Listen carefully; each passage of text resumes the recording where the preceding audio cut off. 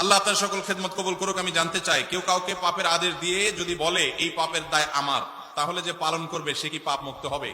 ফেরেশতাদের মুগুর দুইজনই সমানভাবে খাবে। যে আদেশ দিছে সে তো হুকুমের আসামি হিসেবে খাবেই, আর যে এই যে সরল শাস্তেছে যে আমাকে তো সে আদেশ দিছে, তো নবী করিম সাল্লাল্লাহু আলাইহি ওয়াসাল্লাম বলেছেন লা তাআতা লিমাখলুকিন ফি মাসিয়াতিল খালিক, আল্লাহর কোন নির্দেশ লঙ্ঘন করে পৃথিবীর কারোর কথা মানা যাবে। এখন কেউ যদি আপনাকে অন্যায় করতে বলেন আর আল্লাহ যদি সেটা নিষেধ করেন, তাহলে সেই কাজ করা যাবে? যদি করেন তাহলে আপনিও অপরাধী হবেন। যদি কেউ বলে যে তুমি করো, এর দায় আমার, তাহলে বুঝবেন যে এটা চিটার, এটা কি, এটা বাটপার। কারণ কেউ কারোর পাপের বোঝা নিতে পারে। কোরআনের সবচেয়ে রিপিটেড আয়াত কইলু রয়েছে কয়েকটি, এর মধ্যে একটা হলো এটা, ও আল্লাহ তাজরু ওয়াজিরাতুন বিজরা উখরা, কেউ কারোর পাপের বোঝা বহন করতে পারে না। যার যার পাপ তাকেই পাবে, যে নির্দেশের গুনাহগার হবে।